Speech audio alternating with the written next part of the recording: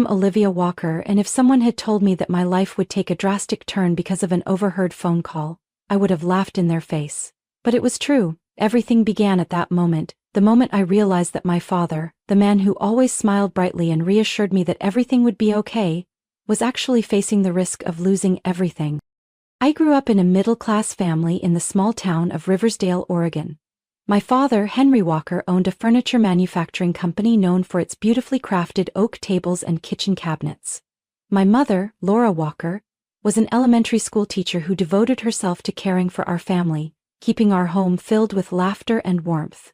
My parents were the typical hard-working American couple of their generation, loving and dedicated, but rarely sharing their struggles with their children. We weren't wealthy, but we didn't have to worry about money either. I attended the best school in the area, joined the art club, and spent weekends on family outings in the nearby hills. Although my father was always busy with work, he never forgot to ask me about my drawings or the dreams I wanted to pursue. To me, life was almost perfect. Until one evening when I accidentally overheard my father's phone conversation. That day, I came home earlier than usual after finishing my first ever job interview.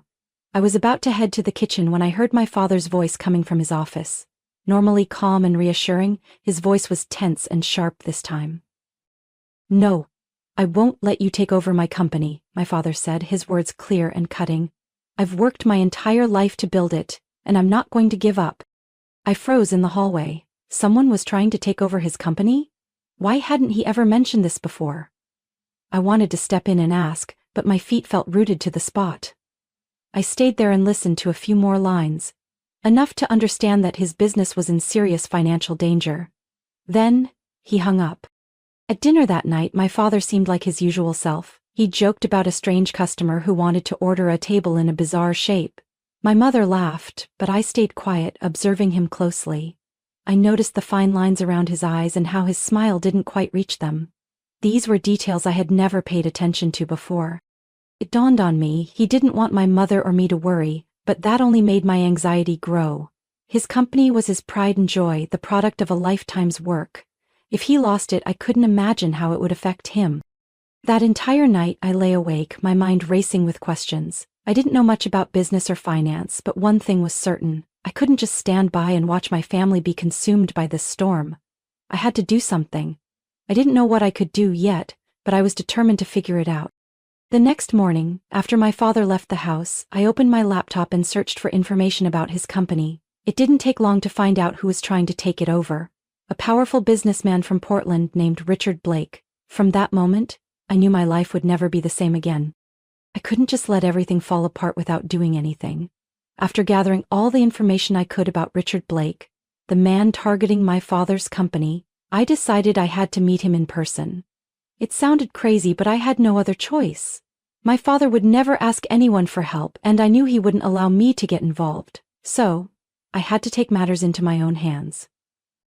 Blake Industries, Richard Blake's corporation, was located in a sleek high-rising building in downtown Portland. I had never stepped foot in a place so grand and powerful. The lobby was vast, with polished marble columns, and people in expensive suits hurried by without giving a second glance to a young woman like me. I walked straight to the reception desk, where a neatly dressed woman in uniform peered at me through gold-rimmed glasses. "May I help you?" she asked, her tone professional but slightly cold. "I'd like to see Mr. Richard Blake," I said, trying to keep my voice steady. She raised an eyebrow, as if I had just said something ridiculous. "Do you have an appointment?" "No, but it's very important. It's about my father's company, Walker Furniture."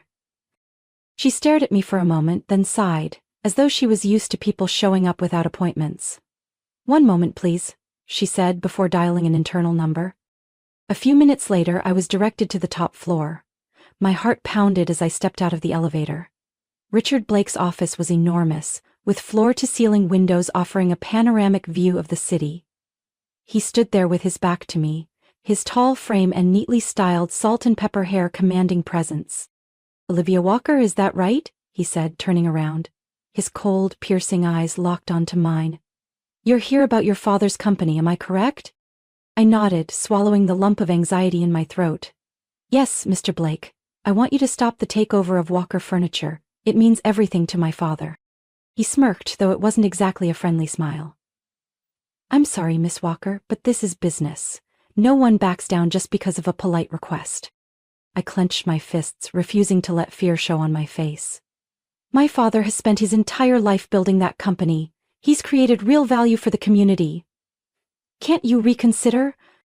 Richard Blake walked over to his desk and sat down slowly. You have a strong spirit, I like that, he said. But this isn't as simple as you think. However, he paused, his gaze turning calculating. There's a way. If you truly want to save your father's company, we can make a deal. A deal? I asked, sensing something was off. My son, Ethan Blake, needs to grow up and take life seriously. He's been living too freely with no sense of responsibility for the family business. I need someone by his side to help him settle down and become a worthy successor. I was stunned. What do you mean? Richard leaned back in his chair, a slight smile playing on his lips. Marry Ethan. If you agree, I'll withdraw from the takeover and ensure your father's company remains safe. I froze in disbelief. This proposal was beyond imagination. Marrying someone to save a company? I had anticipated many things, but not this. Yet, when I thought of my father and everything he had sacrificed his entire life to build, I knew I couldn't reject the offer outright. I need time to think about it, I said, my voice hoarse with emotion. Very well, but don't take too long, Richard Blake replied. Opportunities like this don't last forever, Miss Walker. Leaving his office, my mind spun with the weight of the decision. I stood at a crossroads that no one ever wanted to face. From that moment, I understood that my life would never be the same again. I couldn't sleep that night. Richard Blake's proposal kept echoing in my head. Marry his son, Ethan Blake, to save my father's company. It sounded like something straight out of a bizarre novel, yet it was now the reality I faced. My choices were limited. Either accept or watch my father's lifetime of work collapse. The next morning, I found myself once again standing in front of the Blake Industries building, my heart heavy. Richard Blake gave me a satisfied smile when he saw me return so soon. He didn't ask any questions, but simply led me to a conference room where Ethan was waiting. Ethan Blake was nothing like I had imagined. I expected a polished, arrogant rich kid. Instead, he appeared in a wrinkled short-sleeved shirt and faded jeans.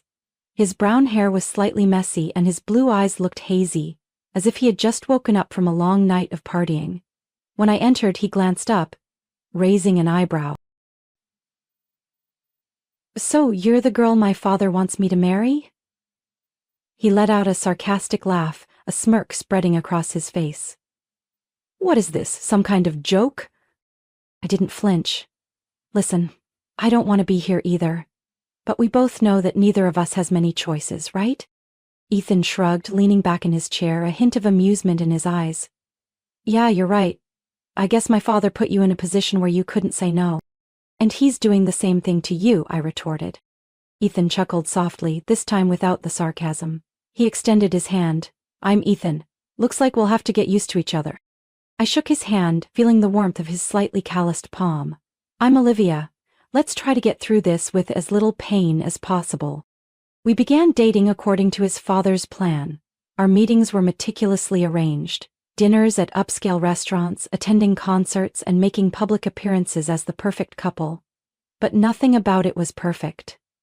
An invisible wall remained between us, and we both knew this marriage was just a business deal. At first, Ethan had no interest in his work or family responsibilities. He spent most of his time partying with friends, ignoring his father's reminders. It drove me crazy more than once. Do you have any idea what your father expects from you? I confronted him one night, after he came home reeking of alcohol. That's his problem, not mine, he replied lazily. And what about me? I shot back. I've sacrificed a lot to be here. Do you think I wanted to live a life that was arranged like this? Ethan paused, staring at me intently. I never really thought about it that way, I guess. Both of us are stuck in this, aren't we? After that conversation, things began to change. Ethan started showing up at the office more often. He listened during meetings and began taking his role more seriously. Perhaps I helped him realize that if he didn't take action, everything would crumble. However, not everyone was pleased with the change. His mother, Victoria Blake, always watched me with a scrutinizing gaze. She made no effort to hide her discomfort with my presence in the family. "Olivia, I heard you've proposed some changes to the company," she said during a family dinner. "That's quite bold. Are you sure you have enough experience for that?" I kept a polite smile on my face, though I felt far from comfortable inside. "I'm just trying to support Ethan and the company through these challenging times, Mrs. Blake." She pressed her lips together, her eyes still filled with skepticism. "You should remember that not everyone is so quick to welcome outsiders into our world." I clenched my hand into a fist under the table. "I understand that very well, Mrs. Blake, but I'm not here to be an outsider. I'm here to help this family and the company overcome its challenges." The silent battle between me and Victoria Blake had just begun, and I knew there would be many obstacles ahead. But I had come too far to turn back. I was determined to win the game they had forced me to play. The marriage between Ethan and me was relatively smooth in the first few years. Although there was never any deep passion between us, we built a relationship based on mutual respect. Ethan gradually improved at work, proving that he was capable of more than just relying on his father. If his father were still alive, he would have been proud of the man Ethan was becoming. But then, life threw us another curveball, and everything was turned upside down once again. We decided to try to build a real family. I wanted to have children, hoping it would bring us closer together. But after several months of trying without success, I began to worry. We underwent a series of medical tests, and finally, the doctor delivered news that left both of us silent in the examination room. "I'm sorry, but Ethan is unable to have children," the doctor said gently, as though afraid his words might shatter our hopes completely. I felt Ethan tense up beside me. I reached out to hold his hand, but he pulled away, avoiding my gaze. The entire drive home, neither of us spoke a word. After that day, Ethan changed. He was no longer the man who was striving to work hard and build a future. Instead, he seemed to regress into the irresponsible version of himself from the past, avoiding conversations and spending more time drinking and attending late-night parties. On the rare occasions he was home, he was either irritable or cold toward me. "We can't keep living like this," I tried to talk to him one night after he came home late, reeking of alcohol. "Do you think I want this?" he snapped, his voice strained with anger. "I never wanted this marriage in the first place. It was all for my father, and now what? I have nothing." His words cut through me like a blade. I had sacrificed so much, putting my hopes in a better future for both of us, but Ethan had now completely given up. I realized that I couldn't continue depending on him for happiness. I needed a new purpose for my life. A few weeks later, I decided to establish a charity foundation for children with cancer, using the connections and experience I had gained from the Blake family. This initiative not only gave me a renewed sense of motivation, but also helped me understand the true meaning of dedication and responsibility. While I poured my heart into the charity work, Ethan continued to spiral deeper into self-destruction. His absences from the company became more frequent. The board of directors was growing impatient, and I couldn't stand on the sidelines any longer. One evening, I decided to confront him directly. "Ethan, you can't keep doing this," I said firmly. "Do you have any idea how serious the situation at the company is? They're about to lose faith in your leadership." Ethan gave a sarcastic smirk. "Why do you care? It's not your company." "I don't care anymore. If they want me gone, fine, there's nothing worth fighting for." It felt like I was talking to a complete stranger. Ethan was becoming more distant, drowning himself in disappointment and resentment. No matter how hard I tried, I knew I couldn't save a man who refused to save himself. Gradually, I shifted my focus entirely to the charity foundation, avoiding unnecessary confrontations with Ethan. All that remained between us was silence and an unbridgeable gap. I wondered if this was a sign that our arranged marriage was nearing its end. As time passed, our arguments became more frequent and intense. Ethan sank further into despair and aimlessness.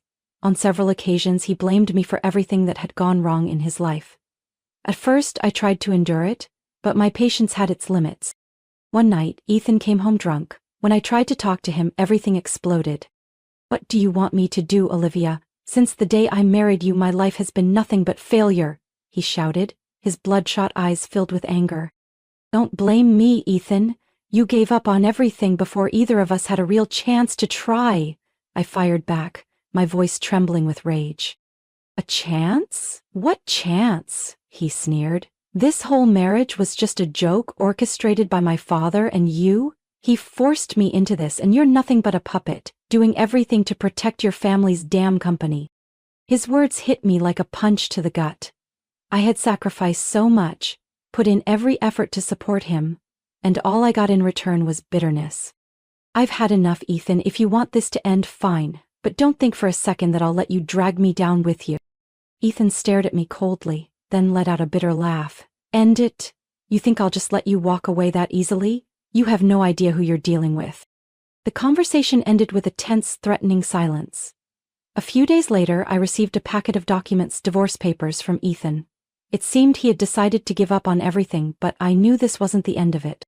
I immediately contacted my family's lawyer, Mr. Bennett, who had worked with my father for many years.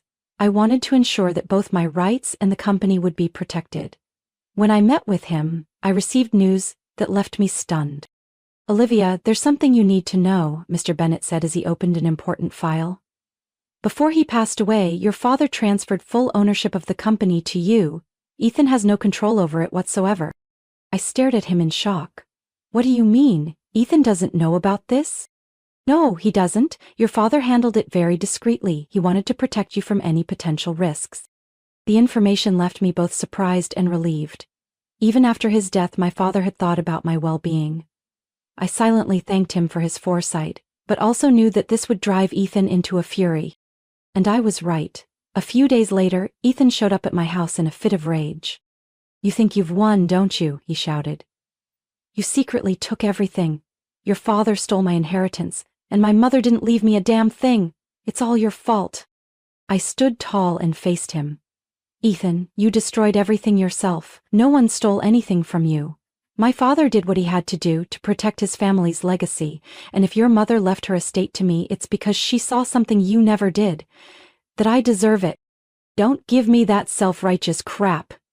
Ethan roared, but I could see the desperation in his eyes.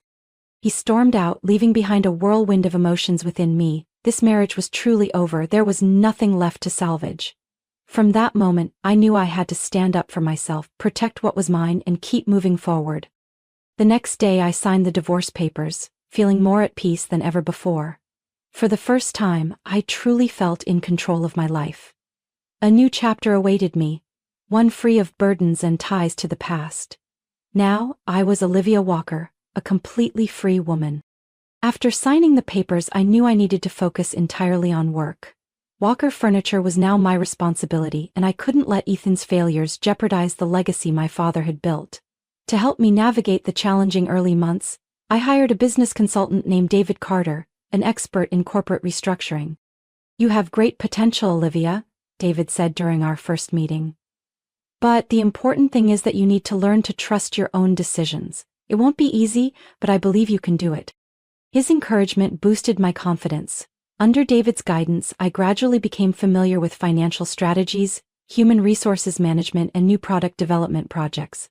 I started to feel that I wasn't just preserving my father's legacy, but also elevating it to new heights.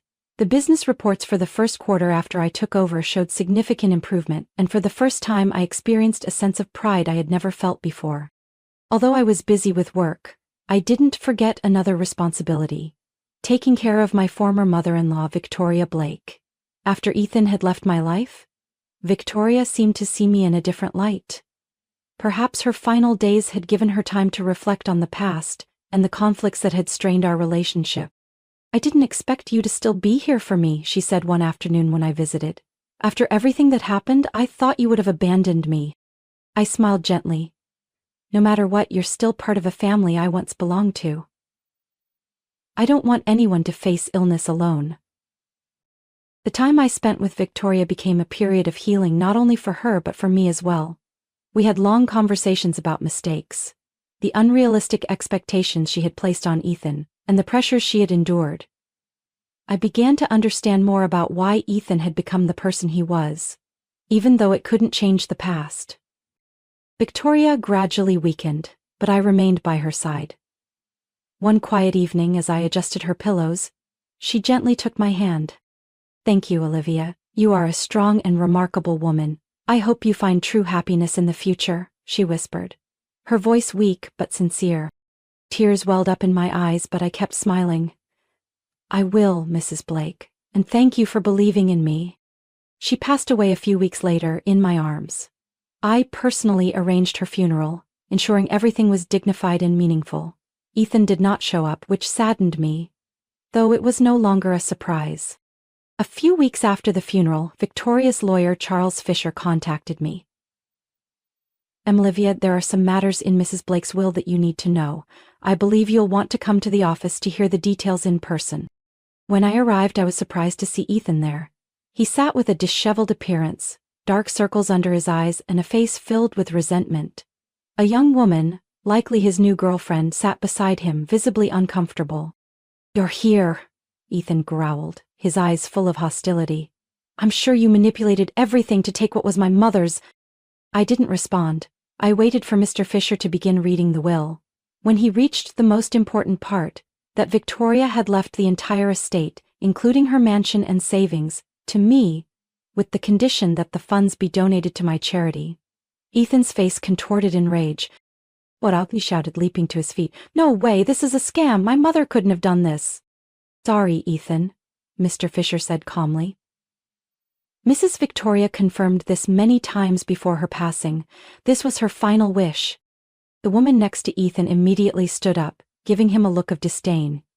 "You told me we'd inherit a large sum of money. Now there's nothing left. I'm not sticking around for this." She stormed out, leaving Ethan standing there, lost and bewildered. I said nothing more. As I walked out of the lawyer's office, I felt an overwhelming sense of relief. This inheritance wasn't just wealth. It was a testament to the journey I had endured, a journey full of pain but also of healing and rebirth. Leaving the office that day, I felt like a massive weight had been lifted from my shoulders. Ethan was now nothing more than a shell of failure. The one thing he believed could save his life was gone. He had been abandoned by the woman who had accompanied him and was now left with nothing but bitterness. But that was no longer my concern. I didn't feel triumphant, only at peace. Ethan had chosen his path and I had chosen mine. Now I could live free from the burdens, expectations, and toxic relationships that had once held me back. In the days that followed, I focused all my energy on both the company and my charity. David Carter, my business consultant, and I worked tirelessly to steer Walker Furniture toward a more modern and sustainable future. We expanded into the eco-friendly furniture market, introducing products made from recycled wood and environmentally sustainable materials. The new design team brought innovative ideas that captured the attention of magazines and investors alike. "You're doing a great job, Olivia," David said during a performance review. "Revenue is up 35% this quarter, and we've received numerous partnership offers." I smiled, pride swelling inside me. "Thank you, David. I couldn't have done this without your support and the team's hard work." But the company's success was only one part of the story. The charity foundation I had established for children with cancer was also making a significant impact. We built more clinics, provided support to families of young patients, and organized fundraising events across the state of Oregon. The thank you letters from families we helped never failed to move me. One day, during a visit to a children's hospital, a little girl named Sophie ran up and hugged me. "Miss Olivia, thank you for helping my mom," she said, her eyes shining brightly. "My mom says I'll get better soon and go home." I knelt down and hugged her tightly. "You're a strong girl, Sophie. I believe you'll recover soon and go on to do all the amazing things you dream of." Moments like this reminded me why I couldn't stop. This work was not only to honor my father but to create a new legacy, a place where others could find hope and strength, just as I once had. My life had finally found the balance I had always wanted. I lived in my parents' house but had renovated it to fit my new life. The old childhood paintings on the walls were now replaced by photos from charity trips and projects I was proud of. One evening, while organizing files on my desk, I received a message from Sarah, my best friend from the foundation. "Olivia, we need to celebrate. The latest report shows record-breaking donations." I smiled and replied, "That's amazing, Sarah. Set up a meeting. I'll treat everyone to a big dinner." That night, in the cheerful atmosphere of the celebration, I looked around and realized that I had truly escaped the shadows of my past. Ethan, Richard Blake, and the old pressures were now distant memories. I had reclaimed my strength, gained control of my life, and no longer depended on anyone. When I stood to give a speech thanking the team, everyone's eyes sparkled with joy. We had all overcome challenges to achieve the success we celebrated today. "Thank you all for standing by me," I said. "We've accomplished something incredible and I believe the best is yet to come." Applause filled the room, and I smiled brightly, knowing that I had finally found where I belonged. A life I fully owned, filled with hope and aspirations clearer than ever before. Olivia Walker's story is a journey of overcoming adversity to find strength and purpose. From a painful arranged marriage, she learned to stand up for herself, gain control of her family's company, and build a successful career. Through resilience, Olivia not only protected her father's legacy but also created new value through her charitable work. Her story reminds us that, in life, even in the face of loss and betrayal, determination and compassion can lead the way to a brighter future. What do you think of Olivia Walker's journey? Do you resonate with her struggles and triumphs? Share your thoughts below. Don't forget to follow the channel to discover more inspiring stories about life and family.